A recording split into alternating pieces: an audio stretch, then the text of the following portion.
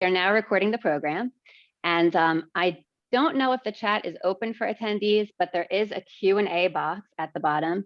And if you would type your questions in there, comments, anything, we will address those afterwards. And there's also the Zoom raise hand feature, which I have to say is not actually raising your hand, is the Zoom little thing down there, because sometimes people raise their hand and then you can't see them. Okay, so welcome. We are so glad that you've joined us for tonight's program. Before we even begin, I want to note that this event is sponsored by a generous grant from the B.L. Manger Foundation, the University's College of Education, and the Alumni Association Lectureship Fund. And Renee Manger of the B.L. Manger Foundation is actually here with us this evening. And so I would like to acknowledge that and share our gratitude for your support of the WPU Center for Holocaust and Genocide Studies that has brought us to this exciting evening.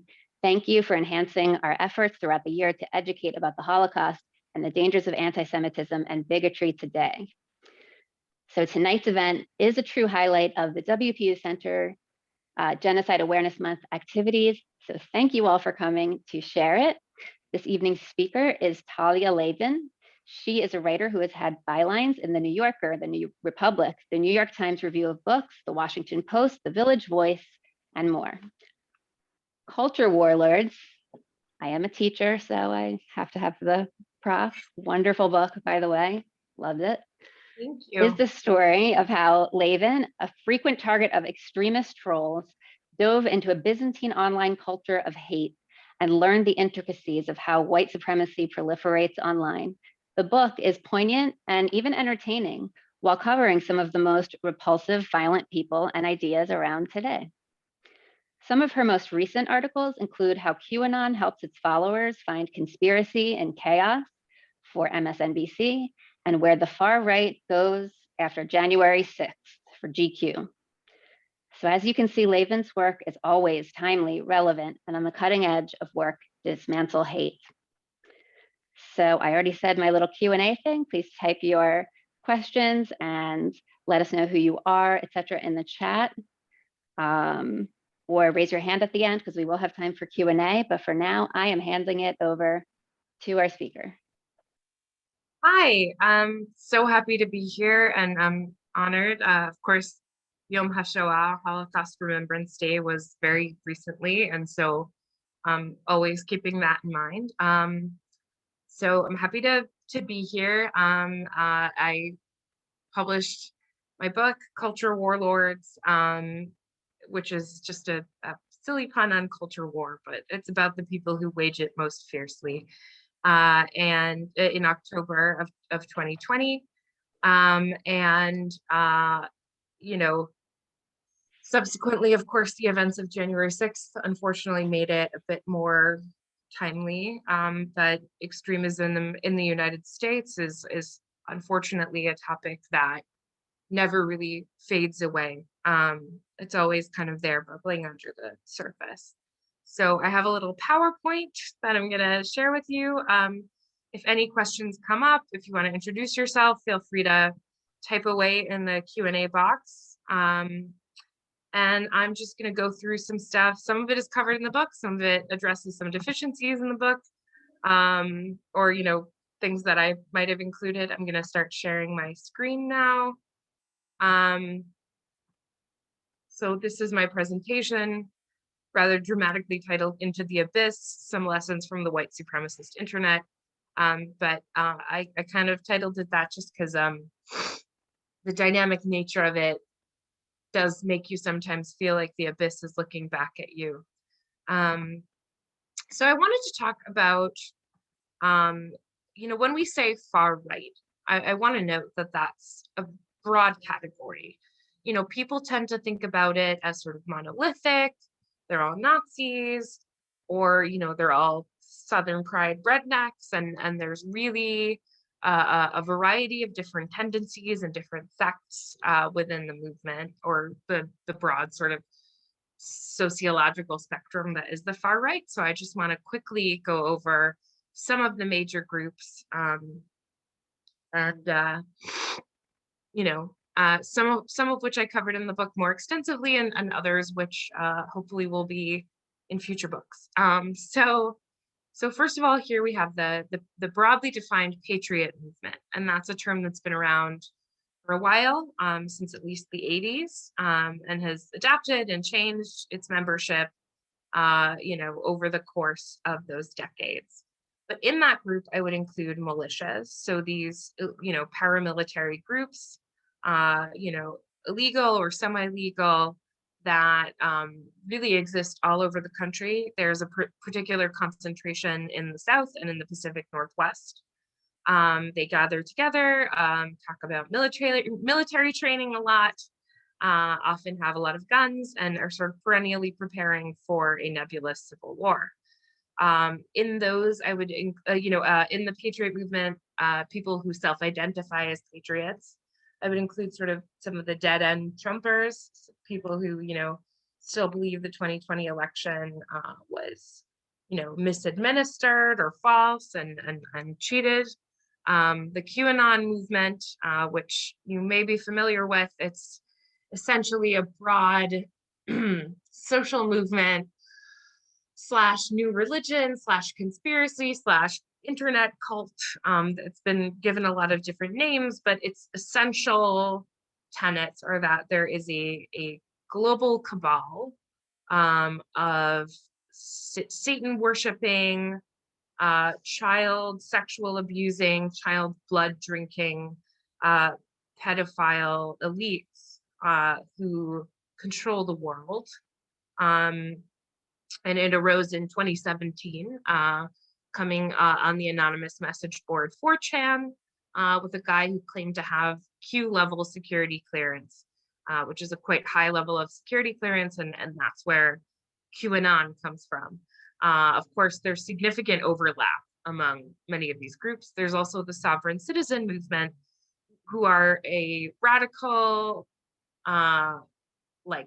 libertarian movement that essentially views the US federal government as fundamentally illegitimate, and its taxation by extension illegitimate, and all sorts of fun, weird stuff involving incomprehensible paperwork.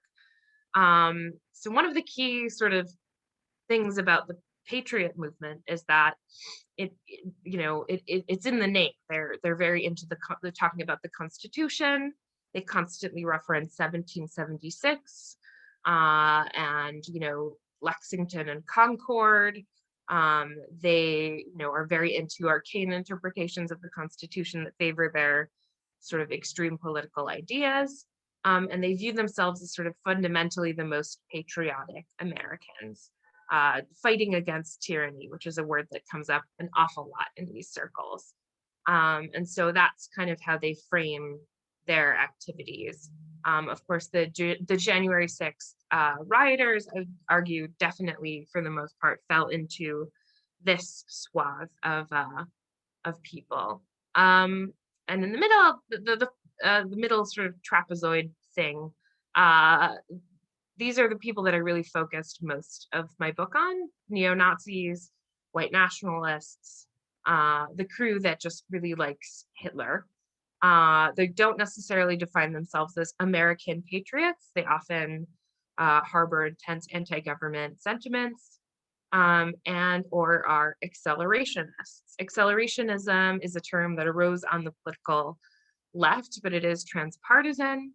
It essentially means do a lot of stuff that's violent to destroy the status quo, to achieve your political goals. In the case of the far right, that means, achieving a white ethno-state cleansed of minorities, that's run according to, many white supremacists use the term white Sharia to describe the gender roles they'd like to see. Of course, this is fundamentally premised on an Islamophobic interpretation of what Sharia is, which is just like a law framework, not unakin to the Jewish concept of halacha or the Catholic concept of canon law.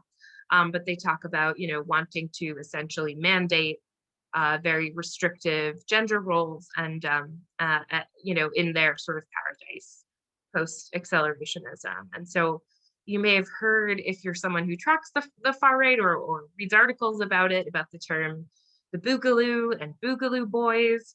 Boogaloo is sort of a um, it's like a lot of stuff that has to do with internet extremism. It blurs the line between what's a funny meme and what's deadly serious intent for violence.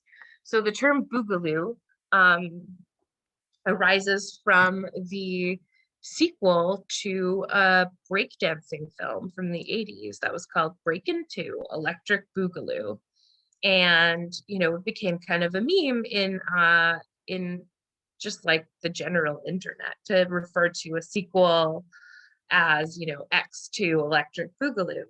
In this case, what they're referring to is Civil War II Electric Boogaloo, and wanting to sort of create a new civil war along political lines, along racial and ethnic lines. And so Boogaloo boys definitely fall into the bucket of accelerationists and are, for the most part, on the far right. Then this third block, I don't even know how to describe that shape, although it's been a while since I took, that like math about shapes. But so this is the group that, I would talk about as sort of more institutionally enshrined in the United States, people who are theocratic, who envision sort of a Christian dominionist version of government in which the state exists to serve and enforce Christian ideals rather than, a religiously pluralistic view of things. And I would argue and put forward that the wave of transphobic legislation we're seeing across dozens of states that would inflict incalculable harm on trans youth in particular falls into this bucket of sort of laws that are being enacted to serve a theocratic and authoritarian vision. And this is a group with a lot of money, a lot of sway, and a lot of political power, particularly in state legislatures, but also across the Republican Party. So that's my kind of button summation of, and this certainly doesn't encompass every tendency or sect within the far right, but these are the broad buckets that I think give an overview. And I think I can sort of skim over this slide, but I just wanted to talk about some of the spaces. So my book focused a lot on digital research, primarily a study of the far right on the internet. And so, this is as current as I can be. It changes a lot, and certainly with tech companies like pushed by the public into belated crackdowns on extremist content, the scene has changed and changed rapidly. So primarily, I did a lot of my research on an encrypted chat app called Telegram. Telegram has an interesting story in that it originated in Russia. Its creator, Pavel Durov, was well aware and encouraging of the fact that his app served as one of the primary ways for Russian political dissenters who had objections to the Putin regime to gather and to speak. It has these sort of public chat rooms where you can broadcast to a larger audience, as well as closed private chats. And so, I recall during my time as a fact checker at the New Yorker, like communicating with a fixer on the ground who is, in Chechnya, who, was helping us with an article critical of the region's dictator, Ramzan Kadyrov, using Telegram. So it really had this pretty crucial role in protecting the freedom of some pretty persecuted people. And with that, sort of keeping that in mind, the app is like very, very, very Wild West in terms of, really not leveling any restrictions on speech. And so neo-Nazis in the United States, Europe, and Australasia have taken advantage of that, with Telegram as a primary gathering point. Also, after January 6th and, the sort of banning and then hacking of the microblogging app Parler, which was specifically designed for folks who were kind of ardent Trumpists and or on the far right. You know, a lot of sort of MAGA types migrated to Telegram as well. Militias often use this push-to-talk Zello walkie-talkie app that kind of mimics, or at least like harmonizes with a general love of ham radio in militia culture. I did an operation for that GQ, which I wrote about in that GQ article that Allison mentioned about, where I infiltrated a militia on Zello using a false voice and a false identity, and spent a couple of months just like hanging out, listening to what the Georgia 3% security force had to say, and passed an hour-long voice interview on Zello, despite having like negligible knowledge of guns and Googling as I went, which was definitely a funny experience. The rest of the, I can summarize the rest of the sort of stuff here as basically where there are social media apps, there are like there will be extremists who use them. So Discord and Rocket Chat are more sort of gamer focused groups that have been used by far righters as well. Then there are sort of free speech oriented clones of what more well-known social media sites like MeWe and Wimkin, or Facebook-esque. Parler, the embattled Parler, tried to be more of a Twitter, a microblogging app. Clapper is kind of a clone of Vine or TikTok. BitChute is a YouTube clone. It hosts some of the most rancid content on the internet. MyMilitia.com is a particular bête noire of mine, and was recently someone who posted about wanting to cause mass death on MyMilitia.com was like caught up in, you know, an FBI sting where they handed him some fake C4 explosives because he was going to try and blow up an Amazon Web Services building and take down as much of the internet as he could. It's a kind of gathering hub for people who are either in or want to join or create militias.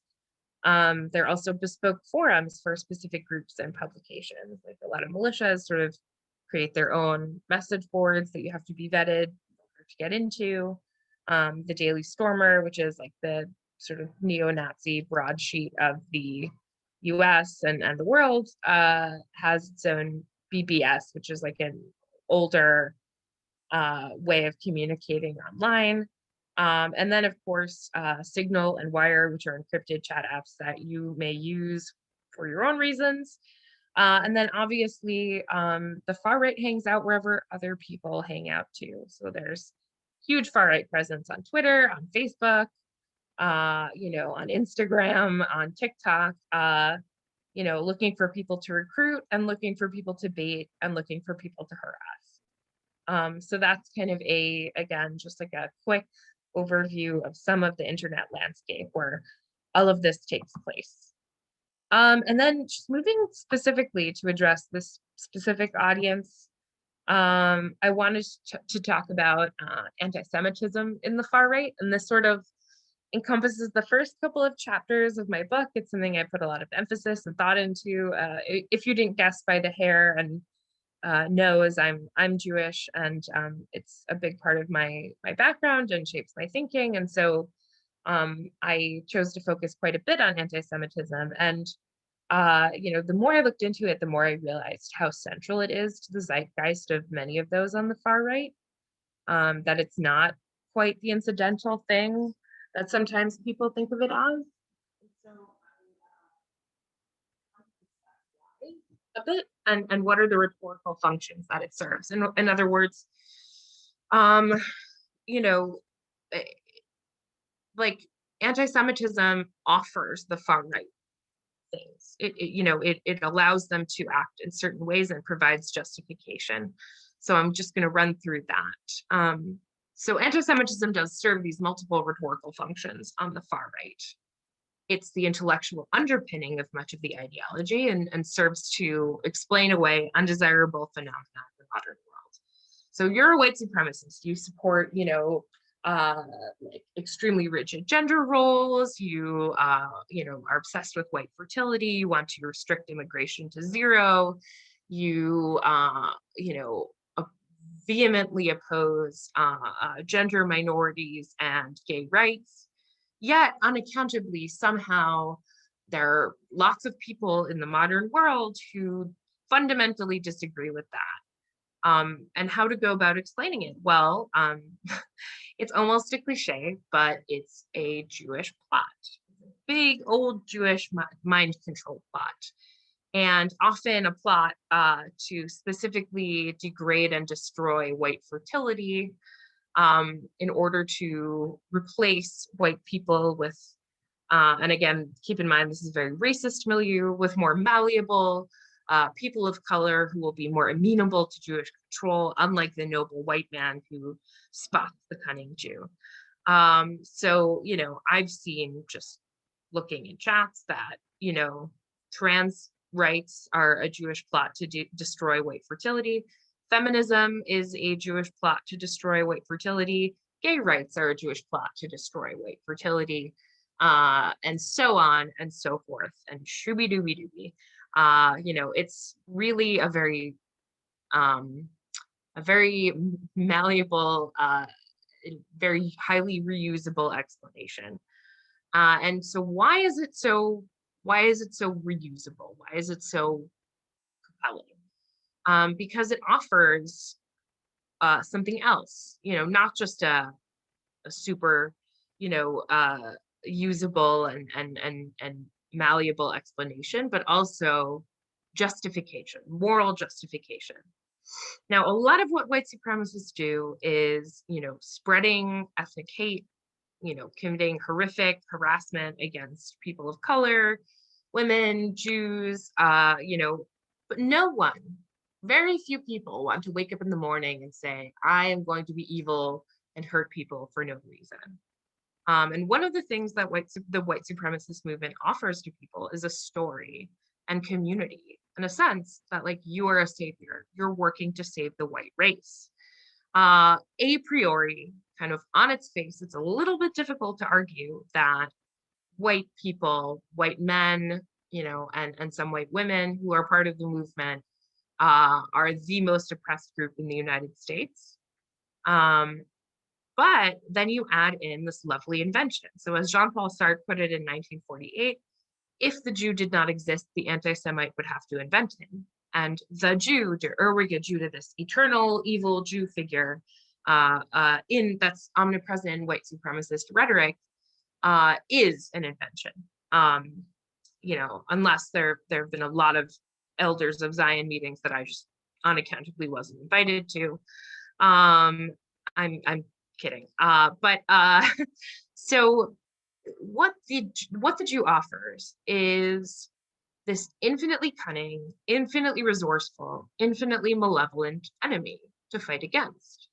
And in turn, a way to present oneself as a victim, and a way to present oneself as engaged in noble struggle against this enemy that has, again, all the resources and money in the world, supernatural levels of cunning, and an infinite desire to create destruction, to destroy white people in specific,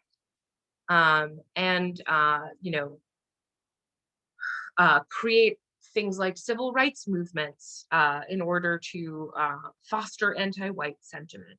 These are some extremely common sentiments that I've seen bandied around in white supremacist circles. So we have these dual rhetorical justifications that kind of feed into each other. One, like, we are fighting against this infinitely powerful enemy, and therefore we are oppressed, and therefore we are right. And also, the reason why people haven't hewed to our point of view yet, why we're not more popular, is because of this Jewish mind control that's, and this Jewish manipulation that's creating, these things like movements for civil rights, and, people asking questions like, should the police be able to kill, Black men with impunity? Those questions are the result of kind of nefarious Jewish activity in this worldview. And so this is my but aren't Jews white slide. Um, and of course, I want to acknowledge before I even begin, there are Jews of color. There are Sephardi Jews, or Jews of sort of Middle Eastern descent who may not present as white. Many Ashkenazi Jews, like myself, since mid-century have been white passing, and this definitely was a targeted change in in the 1940s and 50s, where Jews began to be perceived as white. So I can expect in my life to receive the social benefits of whiteness in most social contexts. So, as reluctant as I would be to engage with the police in any fashion, I can expect that my skin color and name won't have an impact on such an interaction. I can expect not to be discriminated against when applying to housing because of my name or skin color, and similarly when applying to jobs. And so why does a group that's sort of white, that's white, socially, become this point of fixation for white supremacists? You'd think that we would be natural allies, and there are definitely Jews who are part of various sects of the far right movement. So I also want to make sure to include that, because not every facet of the far right is virulently anti-Semitic. It is, however, very common, certainly among the white supremacist and neo-Nazi and sort of general edgy shitlord Hitler-loving crew. So the reason for the antipathy and the obsessive antipathy against Jews among white supremacists is because we're perceived as infiltrators and traitors to whiteness. We're people who have cunningly engineered an assimilation into whiteness in order to destroy it from within. And that explains several of the rhetorical strategies that white supremacists employ when engaging with and harassing Jewish opponents, or just Jews in general. There is a consistent theme of noticing, knowing, cottoning on to. We know what you're up to, you crafty Jew. So one of the examples, which is abhorrent and still extant, is a Telegram channel called The Noticer, which at the last time I checked had about 15,000 subscribers. So people who are, looking at every segment of its content. And essentially what it does is find screenshots of social media pages of Jews who have talked about whiteness, and also mentioned being Jews. Often these are on the politically left end of the spectrum, who mention stuff about white privilege, or, who talk about, white people like me should be careful to do this or that, expressing allyship, stuff like that. And also, mention either in their bios or in some tweet somewhere that they're Jewish. So the noticer notices that Jews are pretending to be white. Another term that, people use is crypto Jew, people who pretend to be white but are secretly Jews. And so the noticer essentially will send 15,000 avowed neo-Nazis after just like random people, teachers, lawyers, students, anyone who fits this description. Another really common rhetorical strategy that white supremacists use is using Hebrew or Yiddish terms. They're very enamored of calling themselves goyim, which is just a Hebrew word that means nations. It is used to refer to non-Jews, Gentiles. It's not a derogatory term in and of itself, although it's been perceived as derogatory. It can be occasionally used in sort of an in-group way of like, this is some Goyish nonsense when you're talking about like ambrosia salad or something. It's like not a hardcore slur or anything. But they very proudly call themselves Goyim. There was briefly a white supremacist oriented fundraising site called Goy Fund Me, and it just crops up all the time. There's also this phrase, de Goyim know, as in we, the Goyim, are aware of what you, the crafty Jew, are doing. They use this term mamzer, which is a complicated category under Jewish law, often mistranslated as bastard, to refer to themselves. And in order to specifically mock, Holocaust denial is, of course, rampant in these circles. And so in order to mock and trivialize the Holocaust, they'll use the Hebrew word Shoah, which means Holocaust, Shoah. So I've seen many times white supremacists, for example, like their latest sock puppet Twitter account has been banned, and will say, oh, it was Shoah, or, oh, like our website was Shoah or something. And so, they use Hebrew and Yiddish terminology in order to convey this message of we're on to you. It's also, of course, a sort of a perverse effort to use Jewish terminology to mock Jewish pain.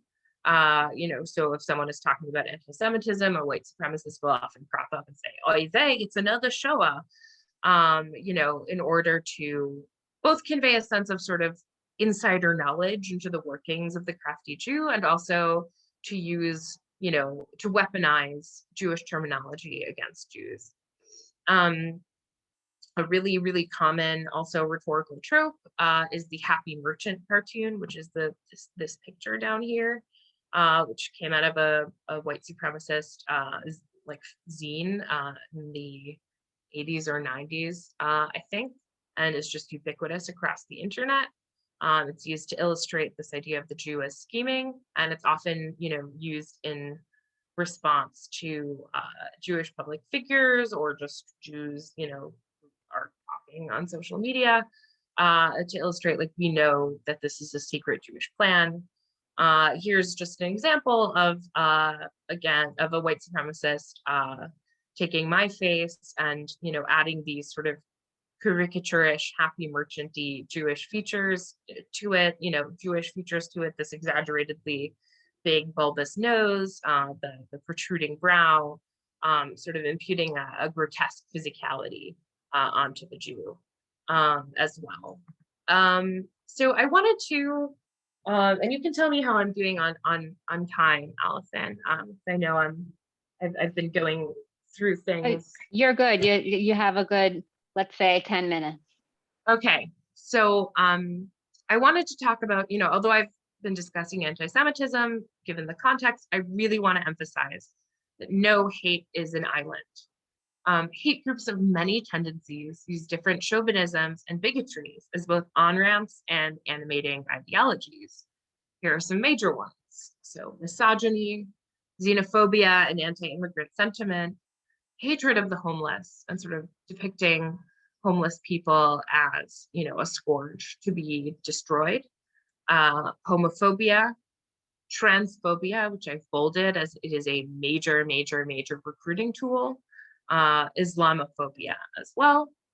And so, I've bolded these because these three, because I think they're the most common sort of means of bringing people on board to the far right. And they're also extremely common kind of persistent, like, subjects of stuff that's shared in far right chats in order to sort of keep people whipped up into a fervor. So I think that what unifies these bigotries is that they're very ambient and they're very popular in, American society, but also kind of throughout the West. So that you draw people in by exploiting, I'm sorry for that noise, that's New York for you. South Jersey would probably be a bit quieter. Are you in South Jersey? We are not. We're like Northwest. We're Okay. in Wayne. Yeah. Okay. Oh, Wayne. Well, I grew up in Teaneck, so not that far away. Yeah. No, we were close neighbors. Yeah. Your childhood. Sorry. Oh. Yeah. So the more ambient, the more ubiquitous a bigotry is, the more readily it's able to be used as a recruiting tool. So, you'll often see these slickly produced right-wing, particularly YouTube videos are just major, major, major, major site of recruitment. Uh, you know, um, that draw on misogyny, transphobia, Islamophobia, and anti-immigrant sentiment, to draw people in, and draw people into the right. So, you have these content creators making slick and extremely well-funded content like Ben Shapiro, PragerU, Candace Owens, and Jordan Peterson. But then there are people, further to the right than them, that the algorithm recommends, where they debate or they speak to. There's a lot of cross promotion involved. And I keep meaning to update the slide with sort of examples of big, like even further right YouTubers, although as people get banned, that will have to, continue to shift. But Sargon of Akkad, Sticks and Hammer 666, stuff like that. But essentially there's a bit of rhetorical jujitsu that goes into something like this, where, again, like the appeal of the far right, it's a human appeal. These strategies are very human. They take whatever someone's feeling, loneliness, disaffection, feeling that they don't have the life that they want, or that they might feel like they were promised in this world, and they will blame it on feminists or trans people or Muslims or immigrants. And then, once you have someone in the palm of your hand sort of accepting this as a point of fact, you've created a group of people that it's okay to harass. And you've created the specter of sort of there's a nefarious elite scheme to keep you from getting what you want. So once you've sold people on those two tenets, the question of what about Black people? What about Jews? These are a lot easier to ask and a lot easier to draw people into. That's like the very, very brief button of sort of how a little bit of this recruitment works. And I'll end on this slide, just because I think it's important. I have some other stuff I sometimes get to, but I'll stick with this, because I spent a little more time on earlier slides. What are the demographics of the far right? And first of all, I want to explode a myth. I want to come in and just say this myth is wrong. And that's the myth of this archetype that I call the toothless Cletus. The redneck, someone who's located in the Southeast or far West, someone who is socioeconomically marginalized, who experiences poverty, who's socially stunted, who lives in his mother's basement or whatever. That everyone in the far right is a loser, is uneducated, and is on the margins socially. So I just want to say, in my undercover work and, in years of writing about this stuff, I encountered a lot of professionals with wives, lives, and jobs who would discuss these things.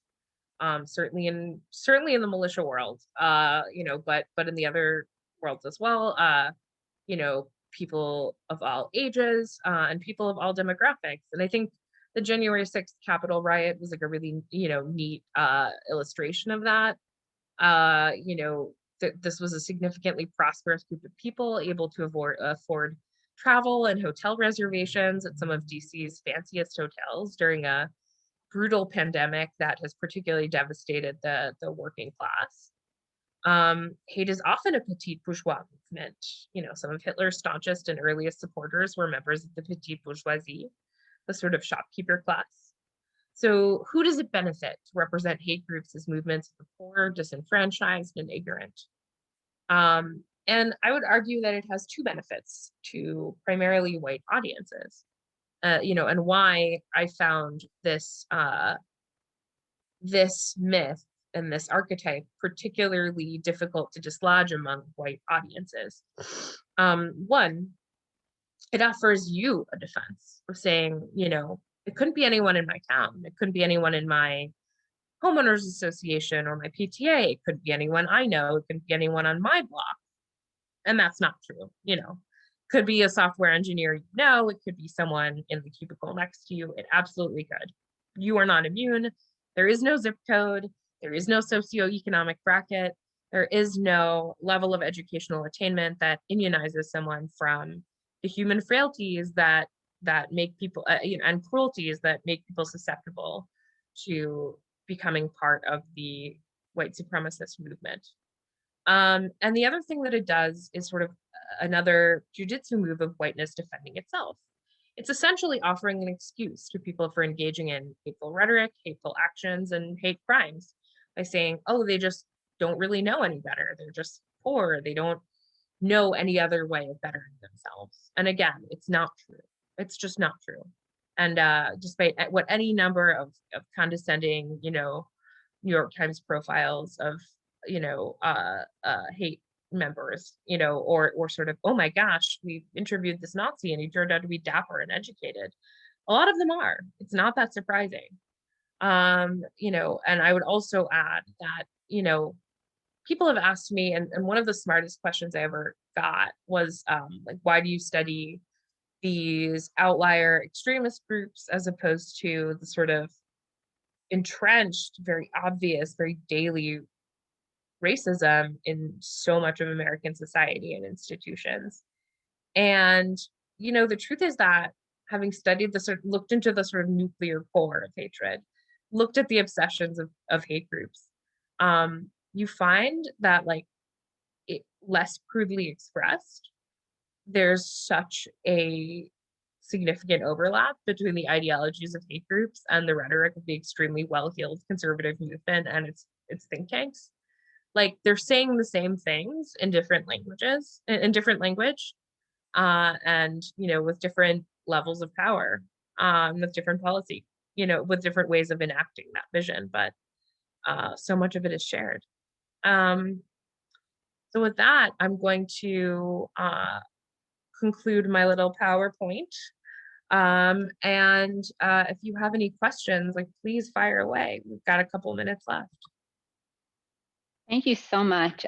We do have a question already, and if you're gathering your thoughts, please do share them in the Q&A. And I also want to point out that in the chat, there's a link to, like, a little survey evaluation thing. It's like 3 questions, and it will help us form better programs in the future.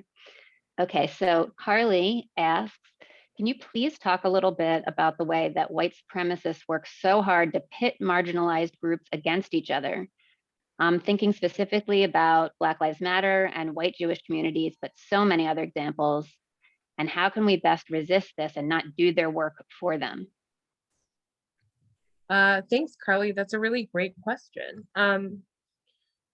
It's interesting because, yes, some of this is done by white supremacist movements, like, and white supremacist sock puppets, like, very openly. Like, you can see it, like, during the Black Lives Matter protests this summer, and particularly during earlier waves of Black Lives Matter protest, or sort of Black Lives Matter becoming a more relevant cultural force. You know, a tactic that I talk about in my book, and that I think is a term that people should be aware of, is a term called brigading, which is when you organize on one site, like 4chan, to go flood, a particular tweet on Twitter on another site, so you form a brigade and you go invade. And so you had people on 4chan planning operations of essentially, posing as Jews to talk about how Black Lives Matter is anti-Semitic. You had, likewise, people talking about posing as Black people, to go make Instagram posts or tweets about how, Jews are part of the problem, and, Black people shouldn't trust Jews. So yeah, that artificial dissension is sown. But I think, it is very much behooves us to take a look within at our communities. There are a lot of, again, very well-heeled, very well-funded right-wing Jewish publications, and a lot of Jewish establishments that Jewish establishment organizations that trend very heavily towards the right, that have, focused disproportionately on, skepticism of Black activism, that have, worked very hard to, for example, police, who can use terminology like concentration camps. And something I was thinking about actually at the Seder recently, we talk so much about, oh, like we should imagine that we were present in, when we were freed from slavery. We, will envision like vengeance against Pharaoh, and a question that I think divides the Jewish community in a pretty essential way is like, when we talk about remembering these atrocities and preventing them from happening again, are we talking about just to Jews, or are we talking about more broadly? Are we talking about being a moral bellwether in the world, and fighting these atrocities wherever they arise and against whomever they arise? I think that's a question that profoundly divides us right now. And, it's hard. You want to keep your identity strong. You don't want to dilute your Judaism too much. But I think, if there's a Talmudic saying of, if I'm only for myself, then who am I? And that's something I think about a lot in terms of our Jewish community. I think there's certainly growing up in the Orthodox community, racism was something I was very familiar with and was very omnipresent. Something I think we have to be very vigilant about, and we have to be careful who we give credence to, and we have to be vigilant about it in our community. And if we hear it from a rabbi or just from a fellow congregant or someone in our community, like, talk to them, take them aside, like we can be part of the solution. Thank you so much. We have another question from Richard, who asks, can you talk a little about white supremacy laundered through membership in the police class? How can people in places like NYC, which have a lot of bad faith rhetoric coming from the police and police unions about unsafe conditions, which is used to justify more police spending, push back? Thank you. And I assume you're talking at least a little bit about the absolutely insane Sergeants Benevolent Association Twitter account, which is the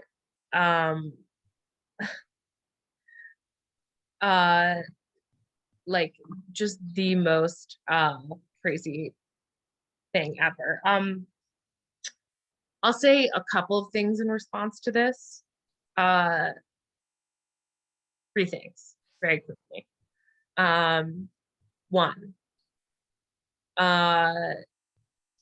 it's abundant. I mean, I think I would hope that at this point, most people, and probably most of the people coming to this seminar in particular, have been, thoroughly disabused of the notion that law enforcement in the United States is somehow apolitical. It's not. Overwhelmingly, trends to the right, to the point where they're documented and very evident instances of police both calling on militias and vigilantes to protect them, particularly in protests against racial injustice, allying with the far right openly and providing protection to the far right. This is particularly an issue in Portland, but it crops up all over.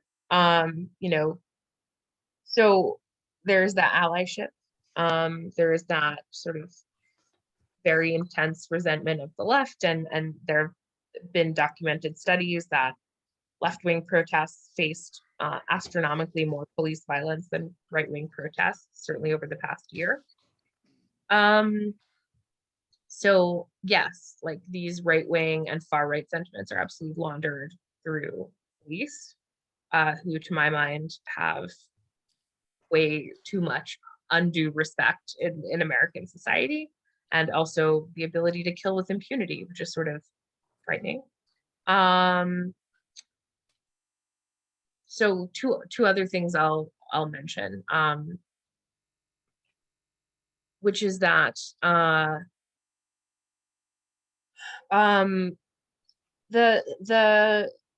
like members of far right groups, both actively seek to recruit policemen, and members of the military, and also actively encourage their members to join the police and military, in the interest of gaining the sort of skill with weapons and social power that and power to enact violence that these positions entail. Studies of police social media use have seen like just legions and legions and legions of racist posts. And if you're looking at New York City in particular, there's a board called Law Enforcement Rant.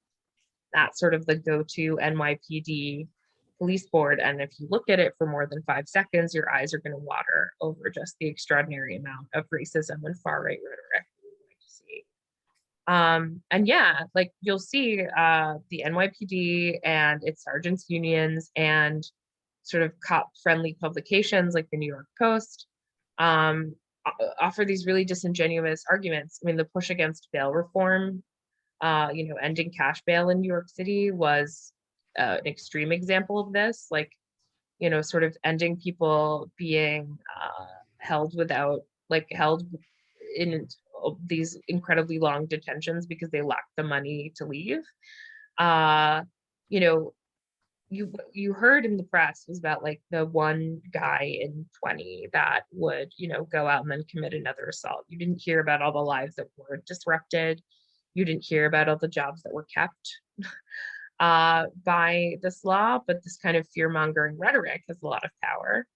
And it certainly has power over politicians. And, unfortunately, some of the bail reform laws were pushed back. I think one of the major lessons of the George Floyd uprising and the subsequent almost negligible political response is that we have allowed police to act not only in killing with impunity, but also with a level of political untouchability that renders them almost an occupying military force. And it's something we have to consider very seriously when we talk about the ways we want the fabric of society to change for more justice and more peace.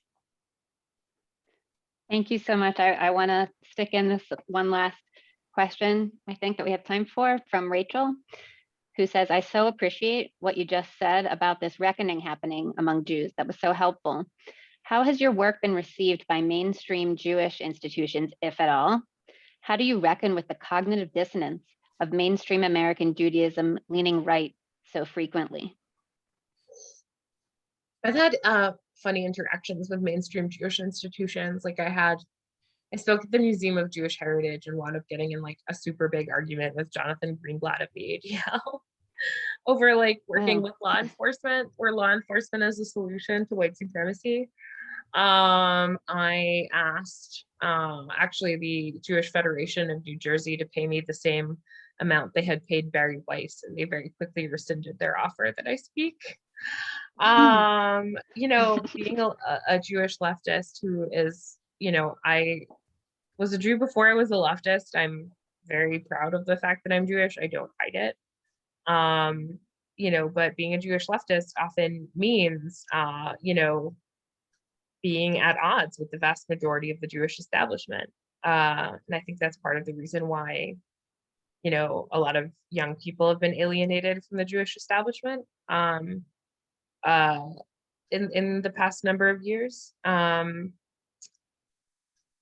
I think it's only a cognitive dissonance if you think about like American Jewish establishments leaning right, if you don't think about power and you don't think about whiteness. Like there are people who, are comfortable with American, who believe we're fully and safely assimilated into whiteness and can, reap its benefits and ought to. And, there were Orthodox Jews arrested in the January 6th uprising. Like, there are people, I've particularly found just like the more establishmentarianism, the more establishmentarian the institution, the more conservative it tends to be. But there are Jewish leftists who are making their voices heard. You know, and that's a community that I may not be like an active member of a lot of clubs just because I'm a writer and prefer to maintain a little bit more independence. But you know, there's a burgeoning Jewish youth leftist movement that is sort of making its voice heard very loudly, and trying to not let the lessons of history turn into sort of a stultifying, solely self-protective game. And also to keep our eyes on some very real threats that have impacts on us too. Um, and you know, not let ourselves be blinded by alliances of convenience. So I guess that's where I'll leave it. Thank you so much. Thank you, Talia, for visiting with us at William Patterson University. I really hope you'll join us in person when that's possible, because we would love to discuss these ideas further with you over coffee. Yeah, Thanks. and I forgot my copy of the book as prop, but if you're interested in learning more about the ideas and the sort of daring undercover journeys and various seductions and the time I got chased out of a casino, please pick up Culture Warlords at your local bookstore or library. It's available on bookshop.org. I'm gonna drop that link into the chat. You know, if you want to buy from a local indie, I do think, you know, of course, it was written a couple of months ago, but I think it has still a lot to say, and I'd really appreciate it if you guys wanted to read it. So thank you so much. It definitely has a lot to say, and it is excellent. Thank you so much. And thanks everyone for sharing this evening with us. Have a wonderful night. Bye-bye. Bye.